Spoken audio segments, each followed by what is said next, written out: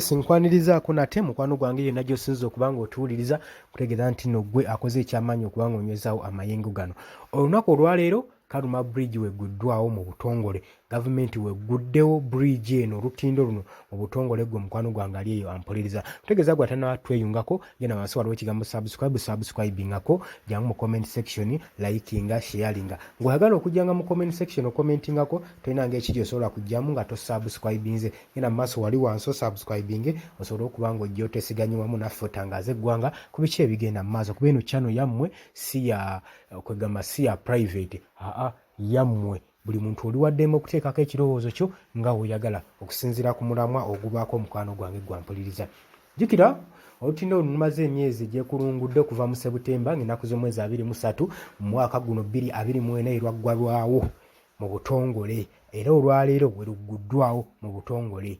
Lwaggalwawo oluvannyuma lw'okubotoka nga ne concrete yaliko yali akaddiye ekitenkanika nga olutindo olwo tukyasobola kuba nga lusaabaza emmamotoka okusinziira. Jjukira bridge eyo ekonnekitinga ggwanga erya Congo saako n'erya Sudan saako ne mu East Nile ne mu West Nile yonna eggwanga olutindo luno lukonnekitinga. Kitegeeza travelers ebimotoka byonna ebyamaguzi bibadde bikozesa olutindo luno. Naye gye buvuddeko emabega twawulirako nga minisita agamba nti emmoloka ebinene tebigenda kubanga bikkirizibwa kuyitako ddala nga bitrera wabula bu vehicles obutini buno bwe bugenda osooka okuba nga buweebwa olukisa oluyitwako saako n'abantu ba travelers gwe mukwano gwange ali eyo ampuliriza. Kigambibwa ng'olutindo olwo nga yendukubidde nga wenkifaananyi kyenkusigidde mbu bumazeewo obuwumbi 11. Can you believe nti lumazeewo obuwumbi 11 obwa Uganda gwe mukwano gwange ali eyo ampuliriza. Jjukira waki bino mbikutangaaza ba officials mu gavumenti balina tendency ey'okwalocatinga ssente mu projects ez'enjawulo ne bateekamu ssente nga zisukkulumye ku project eyo ebeegenda okukolebwa nga mu kyo kye banoonyaamu bali mu personal interest ez'okufujjirira projects zaabwe ng'abantu personal businesses zaabwe.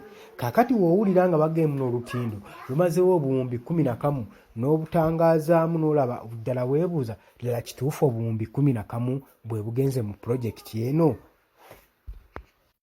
Ssente z'omusolo tezibbibwa direct nga gwoyo osuubira oba wolowooza.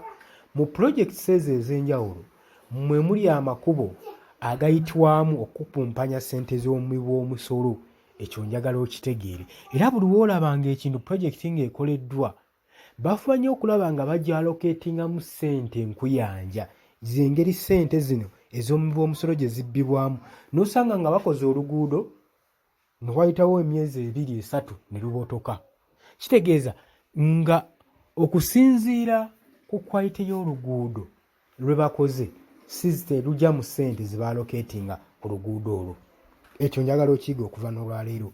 Kakati beera mwegendereza era tusaba minisita azivunaanyizibwa ku ssente zino ezifujjirirwa mu projects abeerenga bulindaala ye ate abeera bulindaala atya nga naye akimanyi y'omu kubateekako omukono ku ssente zino nga zivaayo era ne baba bakolera n'accountability nga balabira ddala nti n'oluguudo telugyamu ssente zino project eyo teggwanamu ssente ezo ne bagenda mu maaso n'okusaayininga nga batwala ssente ezo. Naye kati ekyo si kyekyandeese mukwano gwange eyo mpitiddeyo buyitizi. Naye olwaleero gavumenti wegguddewo oluguudo olutindo olwo olw'e Kaluma lusobole okuba nga lutandika okusaabaza abantu n'okutransportinga ebyamaguzi gwe mukwano gwange ali eyo ampuliriza.